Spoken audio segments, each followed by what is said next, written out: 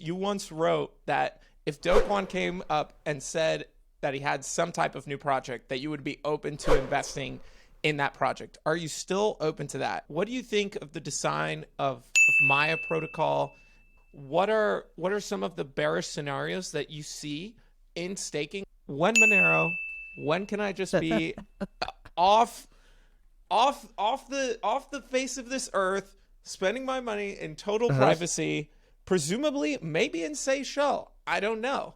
Welcome to Degens for a Brighter Future. On this episode, I once again interviewed the lead developer of Thorchain, Chad Barraford. And on this episode, we go over a lot of updates on Thorchain, as well as things going on in the crypto market. We also touch base on some things from our previous video, and I highly recommend that you see that initial interview below.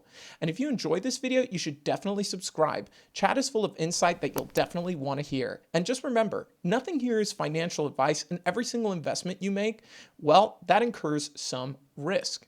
I really appreciate you watching, and I hope you degen safely. Anyways, with that being said, here is Chad Barraford. So, Chad, I know it's been a little while since I've chatted with you. A lot has happened with Thorchain, and a lot has happened in the general crypto space. First thing I wanted to ask you is, what was the experience, in Thorchain going into what I would describe as sort of a further bear market, seeing Bitcoin go down to 15K and seeing some of the reactions from the Thorchain community and the crypto community at large? Where are you at mentally? Are you seeing a therapist? If you are, what's their phone number so I can get to them as well? We both know that you're my therapist, Rory. I mean, I appreciate your time. No, I think for anybody who's in this space, the first time you go through a full cycle, meaning a full bear and a full bull, actually a full bull then full bear, it's always like the hardest time to be in crypto, right? Because you invested a good deal of your net worth into the scene, probably. You're way from where your purchase price was, blah blah blah, and you question yourself to see is crypto dead? Is Bitcoin going to zero? All this kind of fear this naturally comes out. Anybody rational would have that kind of fear, and so you can get nervous. And I was definitely nervous my first time moving from the bull to the bear, which is back in 2017. Everything kind of collapsed. I think it was the 16th of December in 2017. Things started to kind of really kick down pretty hard, and there was definitely some moments where I was just questioning myself or questioning the market, blah blah blah. Natural thing to occur. But once you've kind of gone through that first rodeo, everything else kind of seems that's fine. I think there's a more confidence you have once you've been through one of these cycles that things will, just ebbs and flows of the market. And as long as you're not living off of your crypto, then you have nothing really to worry about. So it wasn't really surprised to me. It was surprised to me in the sense that it happened quickly. I think I was expecting Bitcoin to hit 100K possibly during the last bull. And of course that didn't happen. I think we had 60K was the top. And so things got right. shortened, which is very unusual relative to crypto's history. Usually there's a blow-off top that happens, right? There's something of a crazy upward action. And we never really got that during the last bull market. And that was very unusual relative to its history. Probably, I'm making the assumption that's probably because there's a larger things happening in the macro, outside of crypto and the regular markets, industries, turmoil around the world. It kind of put a lot of downward pressure onto this industry, unfortunately. So things shortened a lot faster than I was expecting personally. But I wonder if that also means that the bear will be shortened as well. That's my hope, at least. My hope is that the bear won't be as long-lasting as the previous one. I think it's very challenging because hope is very much not a plan. Hope is not a plan. So it's a tough spot to be. I think for me, what's really kind of unique but not unique is the scale of this bear market. How many people have been affected? Although governments say it hasn't affected the general financial market, it's also kind of hard to believe that when you see all the different entities from Sequoia Capital to Jump Crypto, these massive firms, even big social media gurus who are super involved with these projects, Not that I have anything against them. Yep. But it's hard to say that it hasn't created a shockwave. Although I'm still very much a permeable personally. But so one thing I did want to touch on, you tweeted what I would say a very ballsy tweet. You mentioned that if I don't know what tweet you're going to bring up right now, but it's going to be a fun conversation. Yes. I was excited for a fun conversation. So I got to ask you, especially with all this information and allegations coming from the SEC to Do Kwon and Terraform Labs, you once wrote that if Do Kwon came up and said that he had some type of new project, that you would be open to investing in that project. Are you still open to that? And if so, why are you? If not, why aren't you? I'm still that way. So I don't really care much for what government does. That doesn't really sway my opinion on most things in life, for the most part. If the government thinks there's fraud in the case of Terra Labs and so forth and so on, then they can go ahead and try that. And if that's actually true, there actually was fraud, then that would change my view, of course.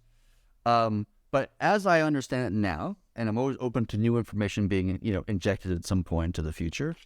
But as I understand now, there's no fraud that I'm aware of. There's no wrongdoing that I'm aware of. What I do know is that they tried to build a project. The code open source, and people were very clear about what it was and how it worked and all these kind of things. And a lot of people make a decision for themselves about whether it's something they want to invest in. Now, if that thing doesn't work out because of some, flaw in economic design or something else like this, or maybe even a bug that causes some massive exploit that, levels something out, that's a different case. That's not fraud. That's not scam. That's just somebody who an entrepreneur who had a vision and had a thought and it didn't work, right? And we should in some ways celebrate projects that don't work, right? Because they show us what not to do. We learn a lot as an industry, and we grow as an industry when some project tries an idea or concept that hasn't been tried before. And Terra's stablecoin concept was different than all the other stablecoin concepts before, the algo stablecoins before it. And there was a flaw in its design, which is now much more clear what that is. And so anybody who wants to try it and algo stable into the future has another data point to look at to say, okay, we still want to try this idea because an algo stable is a really valuable thing. What are the lessons learned from, the Iron Stable, from, Terra Labs, so forth and so on. So at this point, if Do were to come out with a new project, whatever that might be, I would take a look at it and give it an honest review. And if it's based upon its merit of the project, if it aligns to my viewpoint of what I think needs to be worked on, for me, one of the first things I do when I look at a project is, what is the problem they're trying to solve? Is it a real problem? Is it a hair on fire problem? If it's not, then I'm probably just going to walk away from that at that point.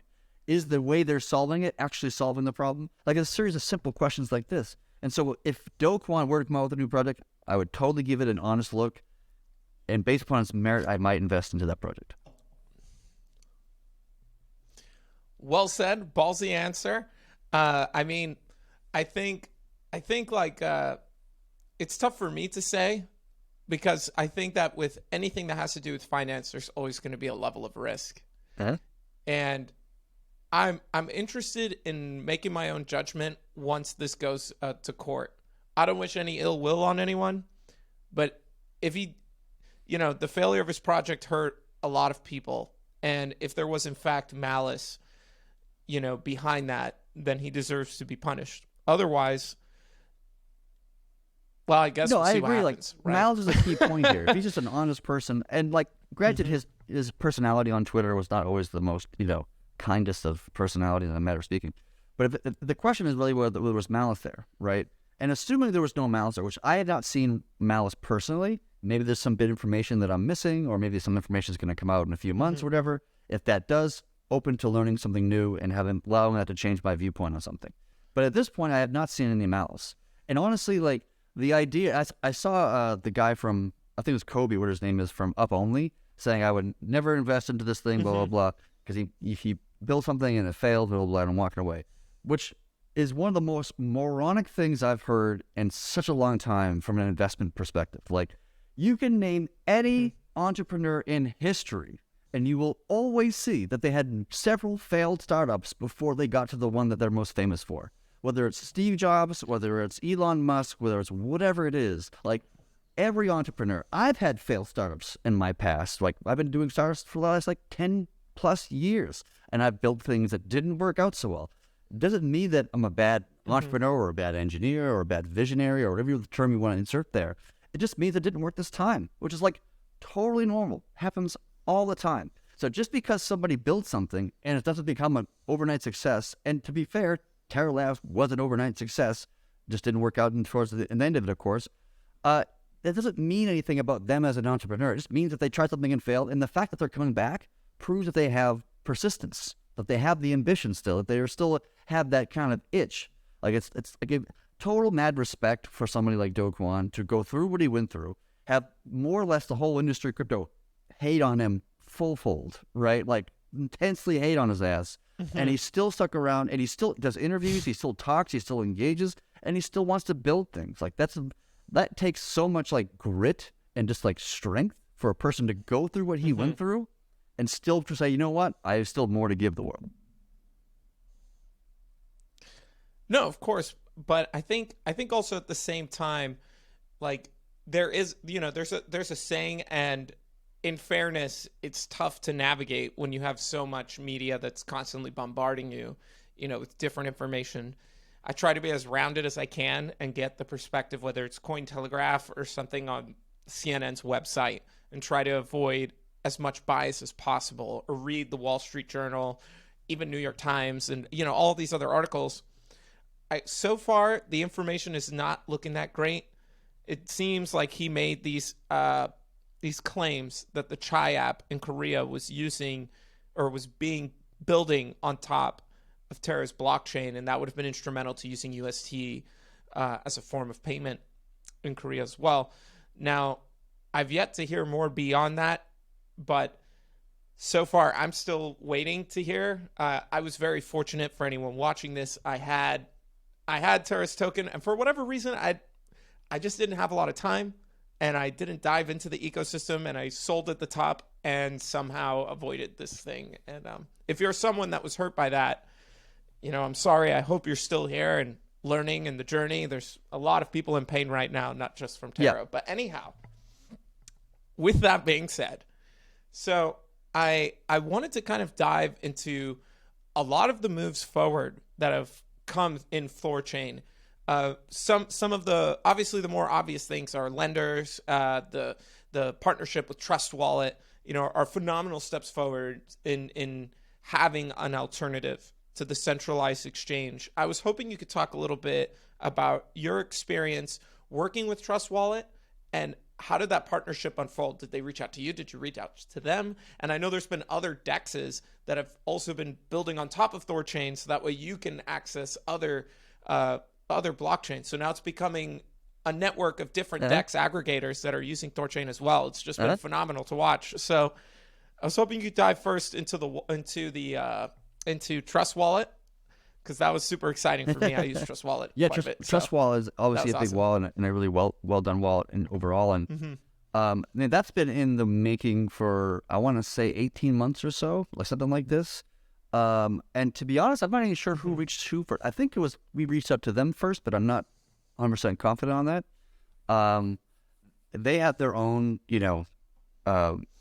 roadmap that they had in plan, and it took a lot of time and energy to kind of walk them through it, and how would the integration actually look, and how can they generate revenue for themselves to help fund the development and the Trust Wallet company itself, all of that stuff. That took a long period of time, and I think a lot of these things we're in talks with many wallets, very well known wallets and DEXs, all the time. We have weekly meetings or biweekly or whatever in some cases. And so there's always a kind of a push, and that's largely done by the Nine Realms team, is doing the vast majority of that. The vast majority of that work is done by the Nine Realms team, and they're really doing a great job. And so Trust Wallet is like kind of one of the first ones to integrate. That's a larger side, like Edge Wallet was another one that integrated recently. But there are more kind of like on the walk down, and we'll see some more coming out in the next few months, I'm sure. But I'm wondering, or I'm figuring that like these things will be like dominoes. Like, it's the hardest ones to get are the earliest ones. It takes the most education, takes the most, like, proving of the reliability system. But then at the same time, it's like once Trust Wallet lands or something like this, that shows faith and trust in this project. And so when we talk to the next wallet, whatever the wallet that's going to be, take Exodus, for example, like, they're saying that Trust Wallet did this. And it's like, well, first of all, we think be competitive with Trust Wallet because we want to have feature parity and like all these things. We don't want to lose our users to Trust Wallet. But also the fact that like they're putting all their swaps and trades just puts more chutzpah, if I can use that word, behind the project itself. So the earlier projects will be like longer tailed process to land, but the more projects that land on our DEX aggregation or the wallets and all these things, the easier that the remaining ones will naturally come. But that's my assumption. Yeah, no, I oftentimes find that it's a domino effect, because what's better than word of mouth is just building demand. It's just, especially with a lot of what's going on in the United States, people are looking for alternatives, and slowly but surely Bitcoin is looking like the safest asset to purchase. And then Thorchain is proving itself to be a really safe way to custody your own asset and just go in between different chains. Speaking of custodying, tell me about the experience with savers. On our last discussion, you were really adamant about how important it is to increase the depth of the pools with lenders. How's the experience so far? And is there anything you might have wanted to do differently? Are you very happy about things so far? Tell me about it. I mean, the short answer is I've been very happy with savers. I mean, we've seen consistent growth with savers. It's been like this thing that's going up and to the right continuously. You can literally go to the chain, go to the one that like Thorchain.net, for example, or ThorSwap's kind of dashboard website, and you can literally just like see it just growing every single day, and that's happening during the bear market, I mind you, right? Like, attracting liquidity is like now is like kind of the hardest time to do that, and yet we are doing that very well and very effective, much more so than other DEXs or AMMs in the space, by a good margin, actually. I think like at the top of the cycle when like the price was the highest, and rune was like a $20 or $21, something like this. Like, I think we had close to almost 500 BDC in the network, and today we have like almost basically about double that. Wow. And that was like, you know what I mean? Like we're attracting a large, awesome amount of liquidity into the network, even during the bear cycle, because we're offering a product that nobody else in the industry not only is not doing, but cannot do. They're structured in a way that is not feasible or practical for like 99% of projects out there to accomplish what it is that we accomplished. Especially in a time when like, when if you wanted to get like, BDC yield in your BDC, the only way you could do that, a year ago was through BlockFi, right? Or something similar to this concept. Right. Now that all the BlockFis are basically dead in the water, right? And they're just like good and gone in a sense. There's really only one place. There's actually two ways of earning BDC right now that at least I'm aware of. One is you can do it through Thorchain savers, and two is for mining. And I think it actually makes more mathematical sense right now to be a saver. You'll earn a greater amount of yield from being a saver than you would to actually be a miner. Fighting words put out there. If you're a miner, comment below. It's not to say that mining is useless or anything like that. I'm not saying that at all. But I'm just saying, like, if you had $30,000 to buy, an ant miner or something like this, right? And instead you just bought some BDC and put into Thorchain and, got your yield that way, which right now it's like, I think like 4% yield, something like this, APY. Like, that's mathematically, that's probably going to produce more sats than your miner actually would. And, just for those that are, maybe new to Thorchain or want to understand savers better, obviously the liquidity pool exposes you to the price volatility of the rune token, which can bring on impermanent loss. Savers is a way to expose yourself to the yield-bearing product in Thorchain without having to expose yourself to the price of rune itself. Was that a fair way to describe it? That's kind of the point in some ways. Like, we wanted to make sure that, think of it this way, Thorchain does not try to derive unnecessary value into the rune token that's going to cause an issue for its adoption. Like, for example, like if you want to swap Bitcoin to Ethereum on Thorchain, it does not require rune. It does not require that you have, a ThorSwap wallet or something that's Thorchain even branded. You could use Trust Wallet, right? That was a decision early on to say that if you want to utilize this network, we do not have some, arbitrary requirement of like, oh, you must buy 100 rune and store it in your, or something of this nature, right? And so this is this product, the Savers, is kind of pushing that idea a step further of like, if you want to participate in these AMM pools and you want to earn a yield, and you don't want to take on exposure to the rune asset for whatever reasons that you deem to be the case for yourself, that's perfectly fine. Then you can go ahead and provide value to this network through BTC or ETH or Atom or Doge or whatever it is you want to do, and get yield in the asset without taking on price exposure to the rune asset. Now, you still have the protocol risk, right, of the network itself. That's still valid. That's still there. Nothing we can do to remove that from the equation. But we've removed the price exposure to the rune asset in the AMM pools. Yeah, and I think that's like a big step forward too, because by adding that depth of liquidity, it gives a lot more strength to the protocol itself, which is phenomenal to see. Yeah, because for us, like the AMM pool, because we use a slip-based fee model, which we are the first and only ones to use that fee model, by the way. I mean, we literally created it for this network. The price that you pay on the swaps is relative to the depth of the pool, so that more deep pools give you a much more cheaper price in terms of the fees that you pay when you're doing a swap. So as we use Savers, we open Savers up and more people utilize the product and more BTC comes into the pool and more rune and all these other things, then naturally the swap fees go down and down now. And there's no lower bound to how cheap those fees can get. There's nothing mathematically proving it to become, pennies that you pay in swaps necessarily. So that's just all just going to drive the value of the network up in terms of how cheap it is to transfer or to swap from one asset to another.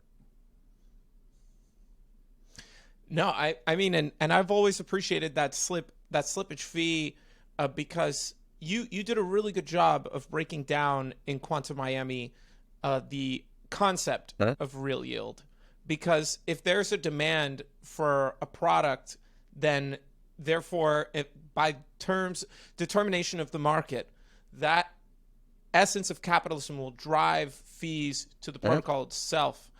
I think that's an important concept for a lot of people to understand, because it's really easy to meet someone that doesn't know anything about crypto and quickly hear the criticism like, oh, crypto's trying to create a problem and solve it, or find a solution to a problem that doesn't exist. I mean, that's one of the most common arguments, that I might hear. And I think like it can be really troubling, because I want to be the guy that says 99% of projects are going to exist, that everything makes sense. And I think that there's still a lot of building, to be done. And fortunately, markets work in such a fashion that things that actually have real demand will succeed. And we're seeing like great products like at least in my opinion, like GMX, arrive and creating that layer of options trading or futures perpetuals trading, excuse me. And that's good to see. Like, these are the kind of products that I think are just what should be celebrated in the growth of DeFi itself. Agreed. So I wanted to ask you, and I'm going to get to stablecoins later because a lot is going on with stablecoins right now. But in my last video, I had the opportunity to interview Alok Smith from Maya Protocol. I recall that in our last conversation, you almost said word for word that we're going to see Thor likes, at some point. So I guess, there's that level of flattery there. And I'm curious, the design is quite different. Now they're bonding liquidity pool tokens. Out of curiosity, what do you think of the design of Maya Protocol? And I personally, I'm very excited about the project, but I would love to hear your perspective. Okay, so one of their design changes they made was to make the basically LP units be the bonding asset for providing security for this network, right? And the value proposition in that is to say that we're, instead of trying to convince people to become LPs just to become LPs and earn the yield from the swaps and whatever else, we're going to do it from the bonding side as well, so we solve our liquidity problem, right? So I think one of the things that we realize on Thorchain is that because the rune token is relatively younger than, say, Bitcoin, for example, there's not a huge intersection of people who want to earn rune yield and Bitcoin yield, right? Like if you have to create a little Venn diagram, a little sliver in the middle, like that sliver is not like all that large, right? Which I totally get it. If you're a Bitcoin maxi and you don't want to earn Bitcoin, but you don't want to sell half your Bitcoin to rune, like I totally get it. I don't take offense to it. Perfectly logical, right? And so the way that they were trying to solve that problem is just by using the LPs as from the nodes as operators, as well as the LPs who are, regular people who are putting up some bond. Our solution to that problem is not to do what they're doing. Ours is savers our sins. Like, hey, you don't need to take on rune exposure. You're Bitcoin maxi. That's cool. Stay a Bitcoin maxi and just earn more sats with your Bitcoin, right? That was our solution to that particular problem. What they're doing is LP units. Now, the problem with LP units is that because half of the assets that they're using to secure the network is exogenous capital, right? It's Bitcoin, it's Ethereum, it's whatever it is.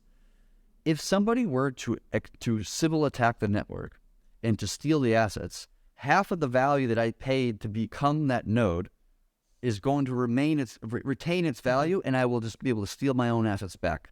Versus if it's just rune, right?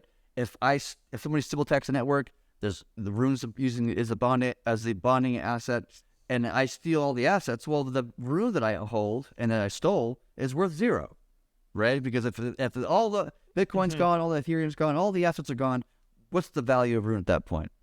Basically zero, right? And so that's why the Thorchain has the economic security, because the rune is always worth more than the assets. So if you steal these assets, the rune goes to zero. So you spend $100 million to steal $50 million of the Bitcoin and ETH and whatever else, right?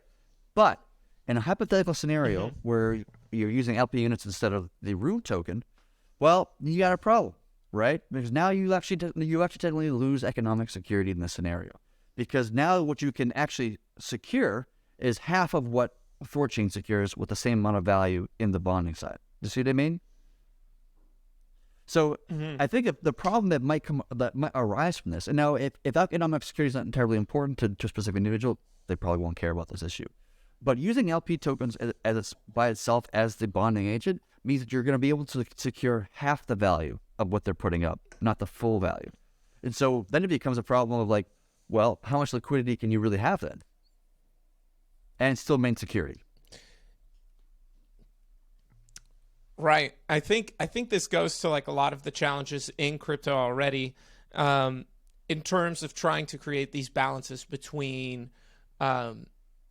decentralization or speed of the network or throughput or whatever the case may be, or security. Personally, I'm excited, but now that you bring up this point, that's just for any investment decision anyone makes. Nothing on this channel is financial advice. Correct. But something to take into account. Yeah. Something to think about. But do you think that despite these challenges, do you think that there's still potential for Maya to find solutions to these type of issues?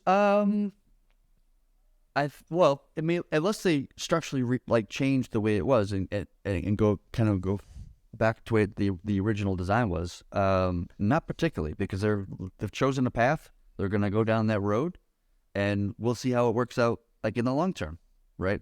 I don't know the answer to that question, but we can find out. That's a good thing that you don't have to rely on my powers of prediction. We can just try it out and see what happens. That's what I love about DeFi. This is what I love about this industry. Is that you don't have to ask for permission. You can just experiment and try a new idea, try an interesting concept. And if it works, great. If it doesn't work, well, we just learned something. So I guess what you're saying here is, for lack of a better phrase of words, fuck around and find out, right? Yeah, man, I believe in the idea of fuck around and find out. Like, Thorchain is a fuck around and find out. Like, people didn't believe what the fuck we were doing in the early days of Thorchain. Like, we literally had people, well-known people in the industry yelling at us saying that we're doing everything wrong and this whole thing would never actually work. And, maybe they're right, maybe they're wrong. But we have to try to figure out, that's the only way to find the answer, right? Like, we have a new kind of lending protocol that we've come up with, and it's a very different design. Structurally, completely novel from everything else we've seen in the DeFi space. And there are people yelling and screaming right now that, oh, this can never work. This thing's going to collapse, blah, blah, blah. Same thing we've seen every time I come up with some new feature. That always happens every single time. And maybe they're right, and maybe they're wrong. But the only way we can actually know the answer is to try it out and to see what floats and what doesn't.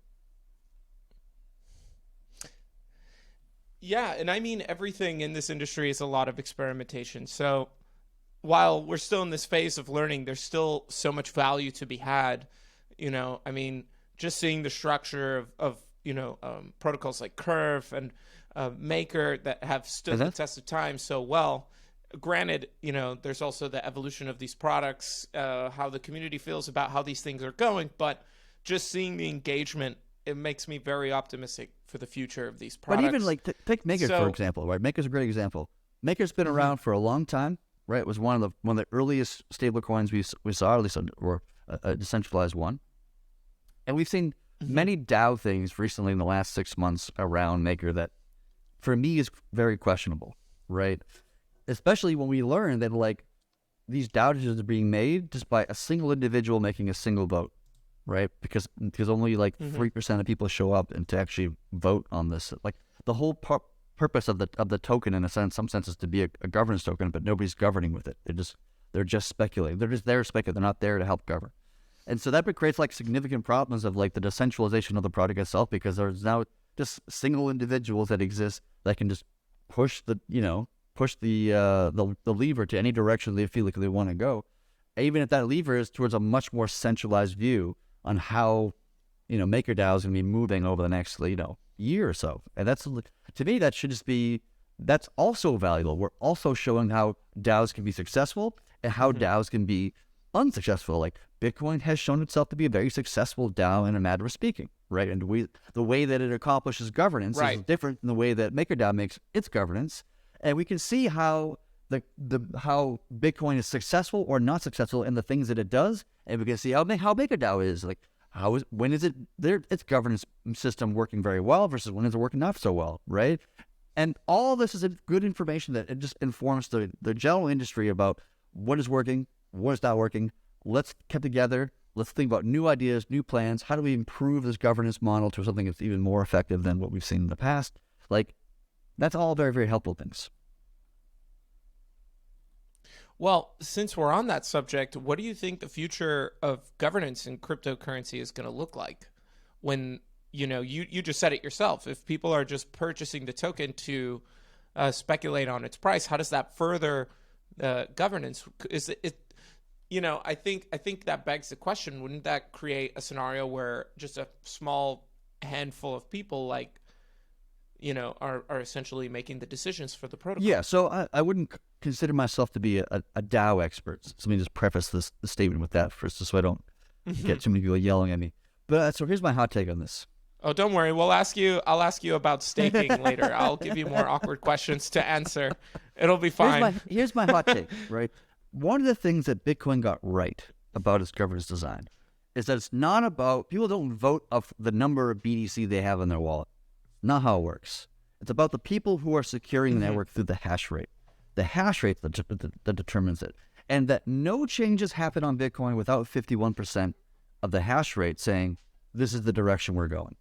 It always requires a majority to push the chain forward. To make any kind of, a change to the network requires 51% of the network to come together and say, we agree with this thing.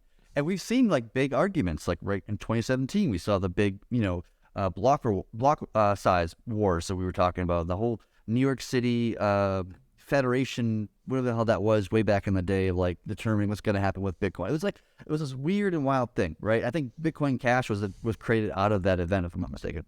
And so, in order for us to create solid governance, for me, one of the requirements is that you must have 51% of the people that manage the network, not the token holders, but the people who manage that network needs to have 51% of them, right?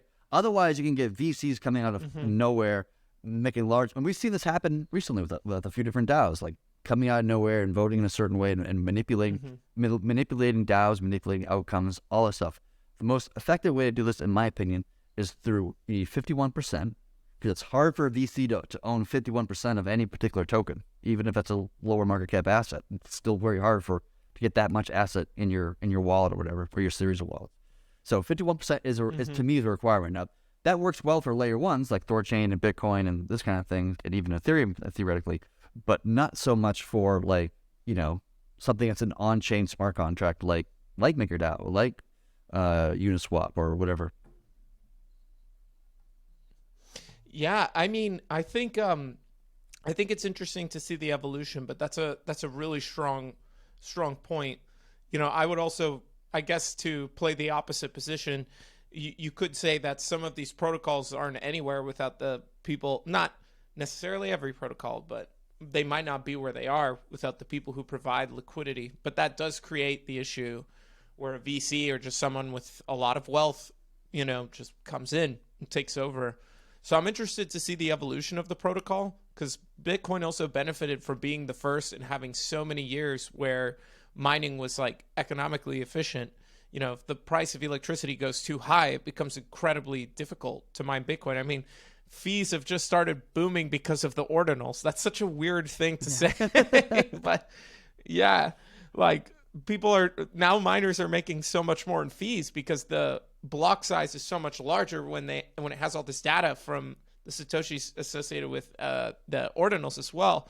So, I mean, Bitcoin's fascinating. I mean, I love reading about it. But,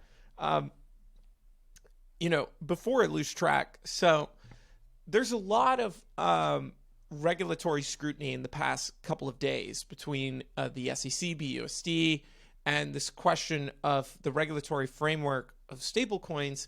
And I thought this would be an excellent segue. I think one of the most interesting innovations coming from Thorchain is and forgive me if I'm saying this incorrectly, is the stablecoins Tor. TOR, yep. Forgive me, but you released a very long, unbelievable ASMR 3-hour video describing how the stablecoin is going to work. I still think you're getting a lot of questions, and it's obviously a very complicated model. I was hoping you could break down some of the benefits of the stablecoin itself, borrowing against assets to get that stablecoin, and how Thorchain will manage the stability of its price. Yeah. Okay. This is a big question to ask. Where do I start? So, right, if you ask the most random people in crypto, what is the most trustworthy stable or most reliable stable coin we have, right? I think a lot of people would refer to maybe USDC or maybe USDT or maybe even BUSD, even despite all the recent news. They largely goes towards centralized stablecoins, and that's partly because they've been around for the longest period of time, which is fair, right? In my view, the risks of a stablecoin that is essentially controlled, whether that be from Circle/Coinbase or whatever, there's risks that come with those stablecoins that can never be removed, right? And that is this government risk, right? The government wanted to shut down USDC tomorrow. They absolutely could. It'd be not even difficult. They wouldn't even need to do anything. They could just release a memo. That's the only thing that would be required, and the whole thing would probably be shut down next day, because Jeremy Allaire is not going to go to jail over this, right? Probably not. I used to work for him, so I kind of know him a little bit, but I don't think he'd do it. So that's the first thing. Is that to me, centralized stablecoins are, while it's true that they say that they're the most stable right now, totally fair statement. They have the longest history to prove that's true. I don't see them as the long-term solution to the problem that we're trying to achieve, which is to have assets that are stable in price, relatively speaking. Nothing's actually stable in price, technically speaking, but that's beside the point. It's another rabbit hole to jump down for another interview. But right. So we need centralized options, right? Great. All right. Well, now we can talk about things like, the Maker DAO design, right? Which is an over-collateralized stablecoin. We've seen a bunch of those around. There's more coming out. Even the Cosmos industry is coming out with new stablecoins that are more or less the same idea. Now, the problem oftentimes with these designs is that it has the problem of the buyer of last resort. And I think we actually saw it on, I want to say it was Maker DAO, I can't remember exactly off the top of my head, where there was a few $1 million that was in bad debt because of this. I think it was because the buyer of last resort just didn't work out so well. And so there was just money kind of so just bad debt sitting in the system, and they had to forego it, blah, blah, blah, whatever the hell the actual result was to solving that problem. So I don't consider that to be a great design. It's not a bad design. I'm not trying to shit on anything, but like it's perfectly fine. It works well for the most part. It's not, if anybody holds any DAI, don't like sell it or anything like that. I'm not trying to FUD the project or anything like this.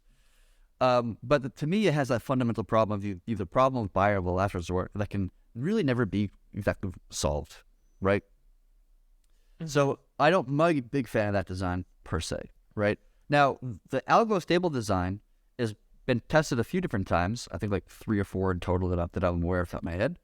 And none of them worked. They've all just they just ended in a great giant catastrophe, right? Just down to zero. And every time that's happened, it was always for a different reason, right? A different thing that triggered it to happen to push it down. It's not really the same thing over and over again. It's a different reason.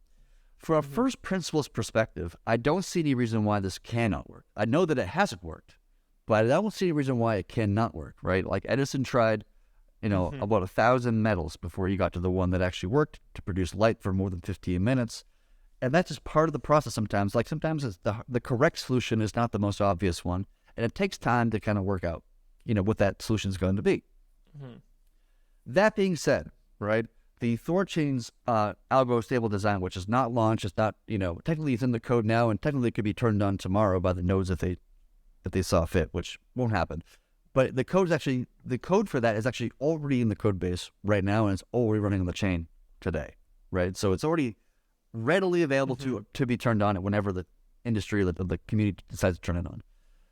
When we had thought about that particular approach, and our approach is different from all the other previous approaches, we were aware that some of the Terra's design, the UST design, there were some flaws in that implementation that we thought internally was probably not the best way to go. And so when we saw UST collapse and the reasons why it collapsed, we didn't even really need to make any changes in our own design. So we'd already, figured with that scenario to some degree, and we were already aware of how that would have failed, and it did fail in the way that we thought was possible.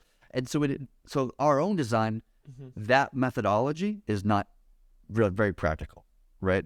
So one of the important things that's different about Thorchain's design than other ones, if you want to get into it, is that there is no secondary market for the asset. What do I mean by that, right? So when you go to Apple and one of their stores and you buy a Mac, that you were going to take home, or iPhone or whatever, and then you go online later and you sell it on Facebook, right, on Facebook Marketplace or eBay or something that's like, that is what you consider to be a secondary market.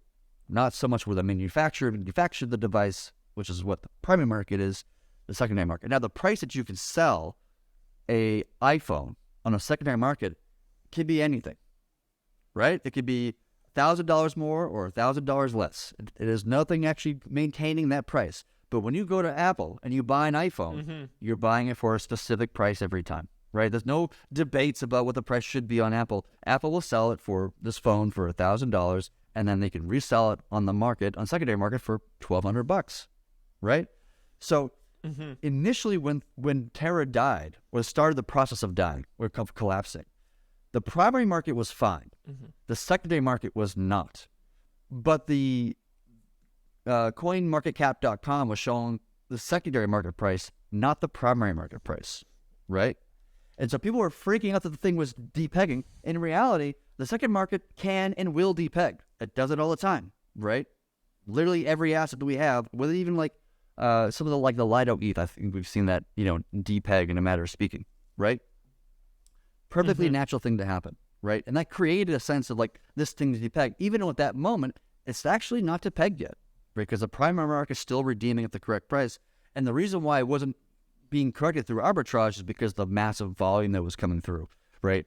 There wasn't the arbitrage opportunity where they were moving from the 3 pool to the 4th pool on curve. And so we removed away an opportunity for arbitrage bots to arb and correct the price and maintain that price from the primary market. We removed that capability in a matter of speaking. And that because of that, it was the secondary price was kind of weakened, and it was more easily pushed in one direction or the other, right? So that was part of the issue there. Now, in that case, like we have the primary market on Terra that's just, it's limits per day. So it's only online for like part of the day. And that's a problem. If the primary market can't correct the secondary market, things are going to depeg and the thing's going to go to zero, blah, blah, blah, all these things. And they relied on the LFG, and I forget the numbers, like $6 billion or whatever the hell the quantity of funds the LFG had at the time, to be the bouncer. So once the primary market's like not able to do what it does because it shut it down, for part of the day, the LFG waves his hand and comes in and like pushes the direction, or like, uses this massive body weight to kind of push the pool in the correct direction, which it did many times in the weeks before this terror collapse had happened. It just had more of a push in this event than those events prior, right? So that's I think that's the first key component here, is that there's only a primary market in Thorchain's case. There's no secondary market, right? So if you want to buy and sell Tor, the only place you can go is on the Thorchain's market itself, which will always give you the correct price, right? Which is $1, right? There's no possibility, at least that I can think of, where the primary market of Thorchain will sell a Tor for less than $1. Because when it actually sells something, like say you want to swap your Tor to BUSD, it actually will burn the Tor, mint as much Tor rune as needed to get out 1 BUSD, effectively. So it doesn't actually matter what rune's price is per se, or Tor's price. Like, it always is redeemable for 1 Tor is basically for 1 BUSD or 1 USDC. You can go even further and say 1 Tor for $1 worth of BTC. That's totally possible as well. But because as long as the layer 1 pools are correct, right, that they are arbitraged the way they're arbitraged, and nobody's ever, questioned whether or not arbitrage works or not. I mean, we've been seeing, every DEX in the world, every deck, pretty much every deck that's not an order book that uses AMMs, utilizes arbs to correct the pools of all time. And Thorchain's no different. It uses arbitrage to correct those pools. The pool price should always equal the market prices, and if there's a differential there, arbs come in and correct the pool price relative to the market price. So as long as those pools are correct and they're being arbitraged, and the only thing that's required to be an arbitrage in these pools is, 1, can they close a loop? And 2, when they close a loop, is it profitable? As long as those 2 cases are true, then arbitrage will still arbitrage because there's money to be made. Because an arbitrage bot doesn't hold rune necessarily. They usually hold the stables, like USDC, for example, or something like this. So they start from a stable, they do a bunch of swaps on multiple, sectors or dexes or however their strategies are, and they result back to their what's called a settlement asset, which typically is going to be USDC or some stable coin for the most part, right? So as long as they can arbitrage those pools, the price will be correct, right? So we can never get into a situation, at least in my view, that the price of Tor can depeg on the primary market. If there was a secondary market, can totally depeg because there's nothing maintaining that price. But on Thorchain, something is actually maintaining that price. And so it always ensures that price is going to be correct. Now, here's an important thing. If anyone's yelling at their screen right now and say how much of an idiot Chad is, all right, let me explain something to you, okay? We are launching, as part of lending, what we call the derived assets, which Tor is a derived asset. But lending will not allow for Tor to be acquired by anybody, right? So it's only an asset used internally for the lending protocol. So its market cap will always be 0, right? So it has no ability to tank the rune price to, or the rune supply to 1.3 trillion or whatever the hell the number was for Luna, because the market cap is always 0. So you can't massively inflate rune or deflate rune when the market cap is 0. So there's no risk there to the protocol. But the fact that it's operating for X number of months, 6 months, a year, whatever the hell the number is going to be, well, we can prove that the Tor price is correct in all cases and scenarios. And if it's not, then we can look at that and find out why and make some adjustments or whatever. But we can actually just test the idea of Tor, of its pricing mechanism, of its dollar peg, right? And just see if that works. And by watching its price throughout 6 months or a year or whatever the number is going to be, and we can show that it's stable. Now, not only will I tell you right now, and I hope I don't eat my words later, not only will I tell you right now that not only will it be able to maintain the dollar price, but I will almost guarantee you that it will maintain the dollar price at a harder peg to the dollar than USDC, USDT, or any other stablecoin, Maker DAO, whatever. And the reason why that's mathematically very probable is because its price is derived from theirs and the median of their performances. So as USDC goes from $1 to $1.01 or down to 99 cents or whatever, and it's going to have its natural fluctuations that happen because of the markets. and USDT is doing that, and DAI is doing that, and whatever else is doing that. Thorchain's price will be the median of all those. So as USDT goes up to $1 and a penny, and let's just say USDC goes to 99 cents, Thorchain's price would be $1 between the two. So while they're like a little bit off from the dollar, Thorchain's Tor remains on the dollar, right? So mathematically, it's an almost guarantee. Listen, in my view, this is true.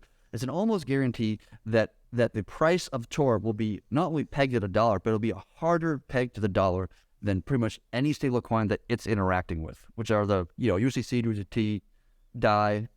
We'll probably add more BUSD, I think, and then we'll probably add more downstream at some point.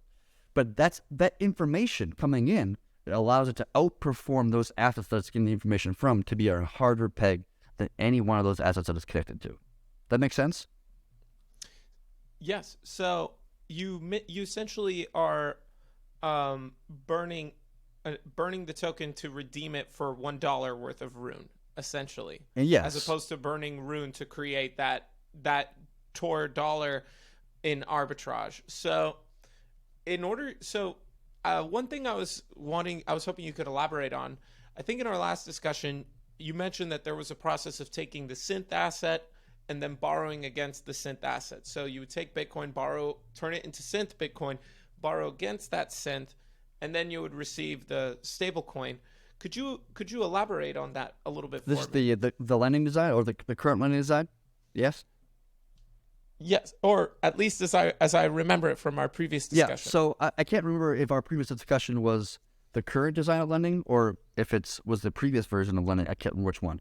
But let's talk about the current one because the last one obviously doesn't really matter so much. When you take out a loan on Thorchain, what's really happening kind of behind the scenes is that you are taking BDC as your collateral, for example, layer 1 real BDC. And you're swapping it into the network, and you're saying, I want this BDC to be my collateral, and I want to receive, I'm going to get, a 50% LTV or something like this, whatever the number is going to be. And by the way, the user's not determining that 50%. The network determines it for the users. It's something not something you can choose or pick. It is wherever it is the market tells it to be. So effectively, you're putting in, let's just say, $1,000 worth of BDC. And then you're swapping it to what's called a derived asset, which is a different type of synthetic. It's not the same synthetic we use for savers. It's a different type of synthetic. The way that it functions is different. But conceptually, they're both synthetic assets. Just we call a derived asset something slightly different. One derived asset is basically backed by the rune asset, for lack of a better phrase. And the synthetic we currently use in the network is backed by the pool, the liquidity pool itself. So you swap from the BDC to rune, and then it burns the rune, and then it mints, effectively one BDC minus the swap fees that you incurred to get to that place, right? And then the derived asset, the Thor.BDC, right, its own asset of Bitcoin, becomes your collateral that the network then holds on your behalf. Then it gives you, 50% of that, so let's just call it, $500 minus the swap fees again, and then you swap from you mints a bunch of rune effectively and then swaps it to the Tor asset, which then, starts with a bunch of the Tor asset and then swaps it to whatever asset you want to receive. Now, the only asset, you can't receive Tor when lending goes live. Like I said, the market cap will always be 0. So that's not really, we're not really launching the USD, the stable coin as part of lending, but that could come later if people wanted to. But you could say on the other side, like, here's my Bitcoin, I want to receive BUSD. Like that's I want to receive, Ether, whatever, doesn't matter. So the network will mint whatever, like $500 worth of rune effectively, and then swap that to BUSD, with which then you get $498 worth of BUSD, and that's your debt that you then have. The network maintains that Tor, the debt is in any stable asset, even if you're receiving Bitcoin as the asset you're receiving. What you owe is the $500 worth of dollars, right? Effectively. I see. So, no matter the fluctuation in the price, you're going to owe whatever the outstanding debt is in dollar terms. That's a really important thing, because whenever you're taking out a loan, you are going long on the collateral and you're shorting the debt asset. And in Thorchain's case, Tor, you're shorting the dollar. You're going long on your crypto, which is probably Bitcoin as your collateral, something like it. You're shorting the dollar, and you're getting $500 worth of some value that you then swap to Ether, because maybe you're going long on Ether. Maybe you go long on Bitcoin. Bitcoin's your collateral. Bitcoin's what you're going to get in the debt. So you get $500 worth of Bitcoin, and then tomorrow, Bitcoin 2x is whatever, and you got $1,000 of Bitcoin in your hand, and then you take half of that Bitcoin, pay back your $500 debt, right? And then you get your 1 BTC back. So now you get 1.5 BTC at the end of this whole thing, minus the swap fees that you paid throughout the whole process. Mm-hmm. No, and I really appreciate you breaking it down that way. I guess where I wanted to dive in next, first off, thank you for explaining all of that. It'll be its own clip. For anyone watching, if you don't have 3 hours, you'll have what I think was about 10 minutes, and you could try that. Now, so one thing that I think there's so many questions I want to have, but I don't want to keep you for 3 hours. So one of the things that you've spoken about quite a bit, especially in your video on real yield from quantum events, a link to that down below, is some of the skepticism in staking as a method of consensus. Okay. I was hoping you could dive into that. What are some of the bearish scenarios that you see in staking as a consensus? And I was hoping after you could follow that for the viewer, a way to identify what real yield is. Okay. So to be clear, it's not so much staking that I have a problem with. It's like just in that form by itself. It's more of delegated proof of stake that I have a problem with, right? Because the difference is that if you're staking, you are doing the work. You're running a node. You're doing something to contribute to this ecosystem. You are one of the 100 validators, or whatever the hell the number it is, to make this whole system work and be decentralized. And so you are doing work that other people are willing to pay you for. That's, to process transactions, for example. Without your work of validating blocks, then nobody could transact anything. And so people are willing to pay you fees, right, to do your work of validating blocks. Totally legitimate, right? Delegated proof of stake is different, though, because you're not actually doing anything, right? You're not providing anything of value, right? So if you have a network which allows delegated proof of stake, and let's say I want to put up $10,000 into this network, right? Who benefits from that? Who benefits from that in a way that allows me to be paid? Who would pay me money to put my $10,000 into the system? Now, if I put $10,000 into let's just take the Cosmos Hub, for example. Not that I'm trying to pick fights or anything like this, but the Cosmos Hub, for example. Would you pay me money for me putting up $10,000 with an atom in a delegated proof of stake network? Would you do that?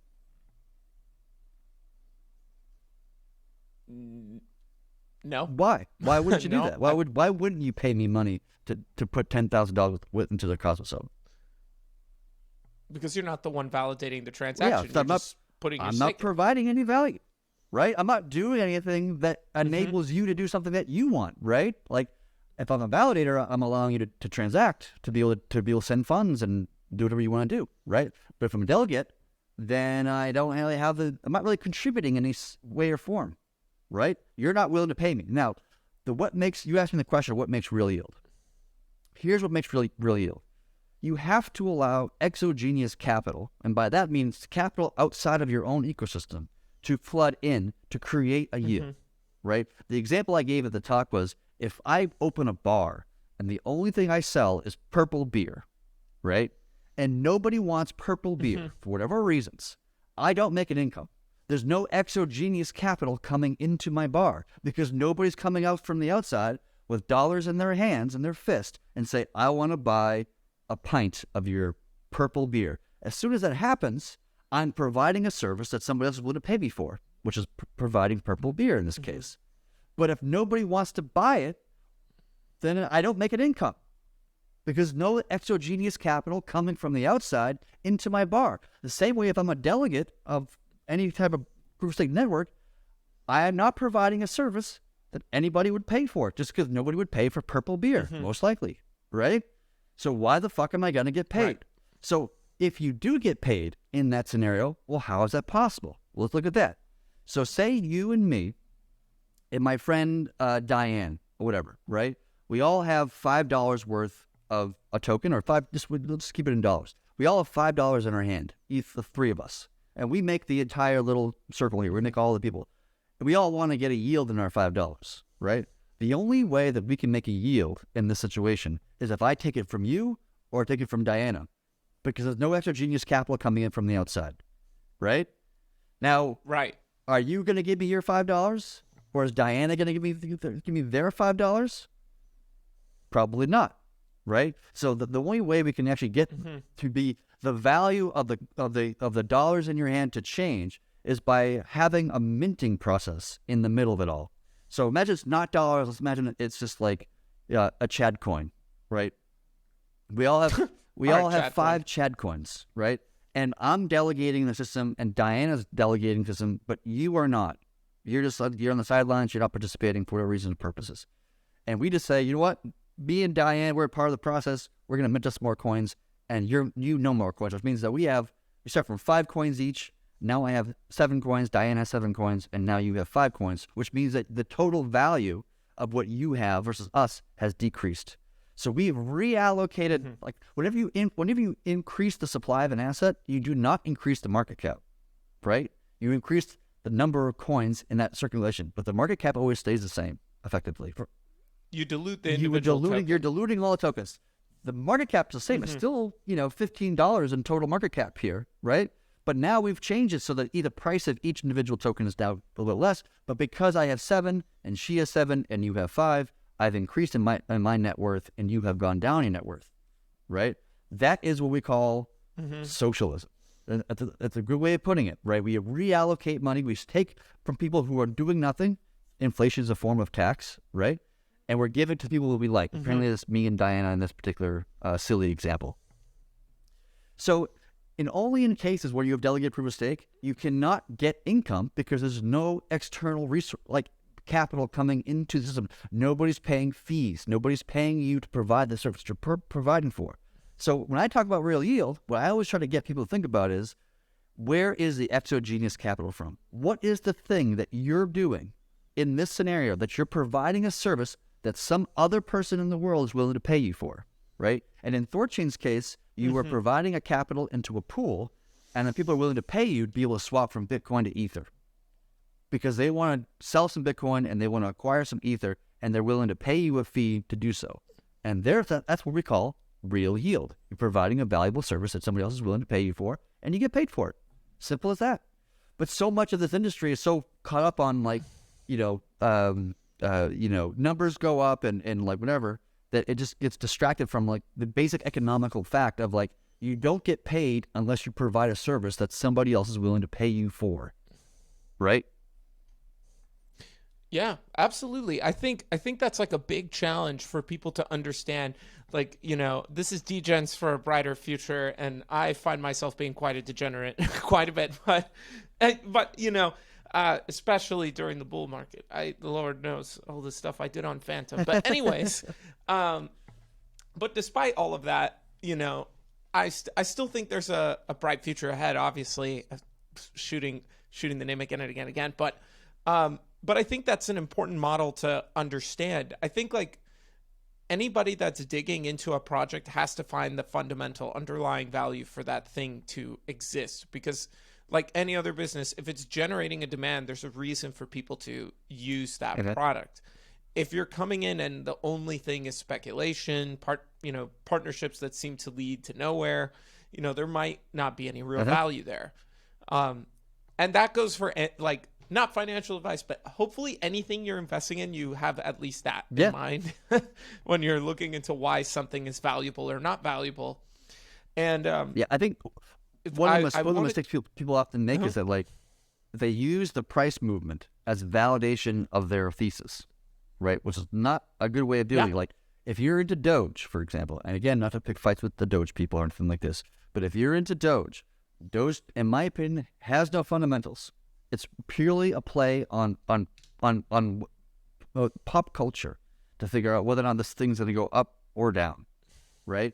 And just because the price has gone from, 5 cents to 30 cents or whatever the hell it is, and I don't even know what the price of Doge is these days, but like whatever the price is, right, does not validate that your thesis is necessarily correct, right? I think people, if you want to validate your thesis is correct, is the fundamentals changing? Are the fundamentals getting better of a particular project, right? And have they gone from 6 months ago or 12 months ago to where they are now? The fundamentals of this project have increased in some way or shape or form, or decreased. That's the way you can validate whether your thesis is correct of this is a good coin to invest into. Yeah, no, I think that's another thing to point to. It's like people get caught up in this, like, I guess you could, and it's kind of throughout crypto community, but also investing communities. It's like these Andrew Tate-esque characters that, you know, are just like, yeah, I'm big and you can be big too. And I made all these risky investments, but they, you know, they also make money from sponsors and like people buying their products in the back end. And suddenly a bunch of people now, not that I know what Andrew Tate does. I'm just making a judgment call here. I could be totally wrong. I'm not looking for fights with people that I don't have lawyers for. Okay. Anyways, just no hate. Just saying. A lot of finance gurus out there. It's good to be skeptical. Anyhow. We should always be skeptical of any product. Like, I don't care if it's like just because something's in the news and everybody's talking about it, whether it be Terra or Rome or like whatever it is that people are like going crazy for. Whatever, even, you know, GMX, whatever. It doesn't matter. I'm not shitting on any of those projects. I'm always saying that when anything is in the news, it doesn't mean that, again, does not validate that it's correct. You should always do your own research, always be critical, always be skeptical. Like, that's why, one reason why I always tell people never to just go out and buy Rune. Look at the project, honestly. Read about it, learn about it, understand the economics, understand the design, understand threshold signatures to some degree. Like, read about all these things. The deeper you understand a project like that, the more likely you are probably to invest into it, just because you realize this value proposition is legitimate. Listen, but that's how maybe I'm a bias here per se, but like that's how I feel, right? And so I always say, like, be skeptical of every product you come in contact with. Figure out how and why it would fail, not so much how and why it would succeed. Find the bear case first before you find the bull case. By the way, I'm not trying to get you to unsubscribe, but you should be especially skeptical of social media people. Just throwing it out there. There's a reason why I'm not the guy that tries to pump coins here. It's just... Oh, yeah. I totally agree with you. You should be skeptical. 100%. Just because somebody has a YouTube channel or whatever does not make them an expert, does not make them knowledgeable about what's going to happen in the future, even when they say that they are. And oftentimes those people get paid to say what they're saying. So it's not really even quite, you know, clear. I mean, there's been podcasts that I have personally not done, largely because I haven't ponied up the dough to pay them to put me on. Like, there's some podcasts out there that it's like you have to pay. It's a pay-for-play kind of scenario, right? And people are like, hey, like, we should get Chad onto your podcast. He'd be a great person. Like, and they don't reach out, largely because they don't want to shell out, you know, $30,000 or $50,000, whatever their cost is, because I don't pay to do interviews. I haven't paid you, of course, Jorge, and I don't pay anybody. They come to me, they ask me to be on my podcast or whatever it is they're asking me to do. Happy to do it, happy to discuss, have a conversation, but I never do a pay for play. And so oftentimes when we lift some of these podcasts, it's pay for play. So you be kind of be aware of that, you know, the attribute to it. 100%. You should always, okay, if the big takeaway here is skeptical of me, of Chad, of every YouTube personality, and of every single Twitter person out there. Be 100%. Skeptical. And before I lose track, something I've been dying to follow up with you on. Okay. It's been almost, I think, we're getting close to a year since the last time I interviewed you. When Monero, when can I just be off the face of this earth, spending my money in total privacy, presumably maybe in Seychelles. I don't know. When I'm just kidding. I love my country. No intention of leaving, but out of curiosity, I know that has definitely been even I think last time I saw a guy talk about Thorchain, which is still like one of my favorite videos. I think he does a really good job of representing the project. And I know that last time the challenge is ring signatures. That technology has been incredibly cumbersome because that's a part of maintaining that layer of privacy. Out of curiosity, is that still, has that, have you guys made strides Good towards question. that? So I'm very bullish on Monero just because, in my opinion, they're the best privacy network or protocol that I've seen, in my opinion. Period. In terms of how private they are. Like, I think a lot of things that say that they're private is not. Like, they will typically use mixers in one form or another, and the volume through that mixer is so small that to unwind every transaction that came through it, not the hardest thing in the world. It's fine if you just want to buy a hot dog from a hot dog stand, that's fine. Like, no one's going to unwind that because it's just like nobody cares, right? If you just want to obscure from the hot dog stand how much ether you have in your wallet just to keep your privacy, which is totally fair if that's what you want to do, you can use a mixer and that'll be fine and not a big deal. If you're trying to do it hide from governments, very different scenario, right? So I love Monero. I think it's a great project built by smart people. Re-signatures is a really great design. At least the best I've seen, better than Mimblewimble or these other things. Not that I'm an expert on like encryption or like any of these kind of things, or privacy in general, but it's one I had the most respect for. That said, integrating with a rig signature is extremely difficult from Thorchain's perspective because it needs to have all the different validators agree upon who sent what coins to what location, right? And if the design of ring signature is to obscure that information, that creates significant problems to reach a consensus about who sent what coins to what address at what point, right? And what the message was and all those other things. It becomes inherently difficult when there's privacy as a default, which it is in Monero's case. That doesn't mean it's impossible. It just means it's extremely difficult. And so for a long time, we were working with the Haven team to help bring in their expertise of like ring signatures and our expertise of Thorchain and kind of like marry these two kind of minds in a matter, like do a little Vulcan mind meld in a matter of speaking to help create the chain client for Haven and therefore also Monero. That has kind of not worked out as well as we would hoped. The code base for that chain client was not up to the standards of what we need for our project, right? It was written by the Haven team and it wasn't quite what we needed. And so one of our devs broke off with another one of our devs in a sense to say like, I just want to bang this motherfucker out, right? And it's being actively worked on. We have an entire dev, like that's their full-time, main objective is that. And so there's been debates about how to actually implement this concept, right? So one of the debates we've been having internally is that we don't launch it on Thorchain directly. Instead, we launch a fork of Thorchain, a new chain, which is probably going to be called Black Chain or something like it, whatever it's going to be. If that even happens, it's going to require governance votes and people to talk about, like when we're kind of closer to the starting line in a sense. And so then there'll be like a pool with Monero and Rune 2, whatever this new Rune-like asset would be for this new fork, right? Whatever the hell that coin's going to be called. And then a Rune pool, like Rune 1 and Rune 2 pool. And then that becomes, you can use DEX aggregation to connect all those bits together.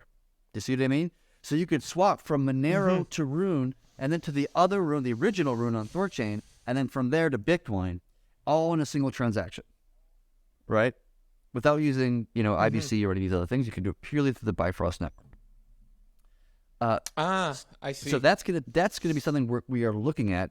And again, Monero's hard, and I'm totally bullish on getting Monero integrated because right now it's this isolated thing that requires permission to get in and out of it, which is not good. I would love to see us. Right. Yeah, absolutely against the ethos from a fundamentalist day one against the ethos in many respects. And for me, if we want to have privacy in the crypto space in total, like if the industry wants privacy, which I'm one of those people who appreciates and would advocate for the access to privacy. To me, Monero would be the greatest way of doing that, in my opinion, just because it offers the most amount of privacy that we can within the industry as a whole, more than Tornado Cash or something like that can possibly offer. At least in my opinion, that's true. Maybe that's people who are smarter than me could probably argue with me on this topic. But I feel because of re-signature design is better than just a simple mixer that you see on Tornado Cash.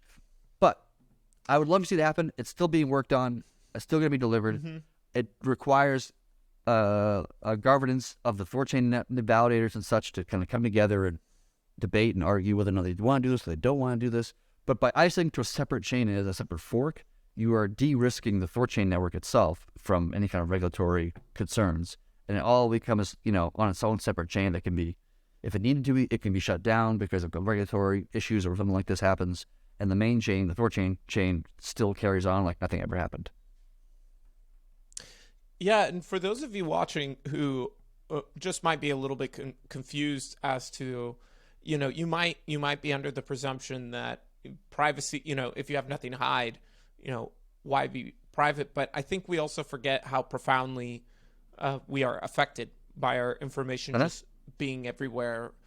There's a lot of value to be had just by being private. Or maybe you live in a country where you're being persecuted for spending your money in a certain way. Maybe you're in Russia, you want to donate to a Russian journalist who's against Vladimir Putin, or a supporter of the Ukrainian war. Maybe you're in Iran and you're trying to get, any of the money that you make out of the country to your family in the US. Like, there's a myriad of reasons for privacy, and I think there is a lot of overreach on the government's end. At least that's my opinion. This might be used against me in the future. Even more simple than that, who knows? Right? Even a more basic case than that, in my view, is that, like, say I want to go to Amazon and I want to buy a TV, and I can buy with Bitcoin as one of my options, and I can have it shipped to my house.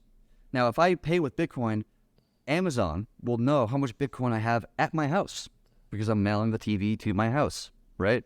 And then somebody could like hack Amazon, or one of the employees could get access to this information and say, wow, Chad's got 1 million BTC in his wallet, and he lives at 123 Thurston Road, I don't know, whatever the hell it is, right?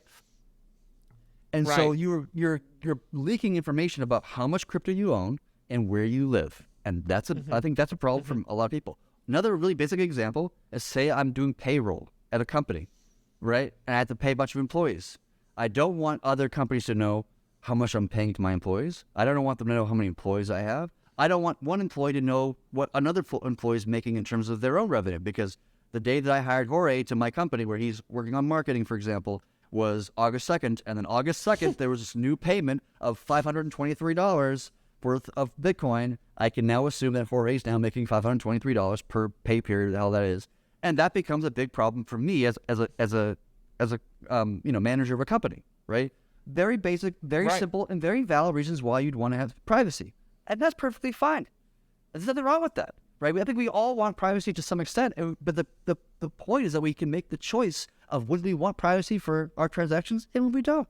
If you don't want it, don't take it. If you want it, go ahead and take it. Simple as that. Yeah, and I think that's like a great way to put it too. It's like it's no one's forcing privacy on anyone, and likewise, we should also be very concerned when people are trying to take our rights away from us in the name of safety.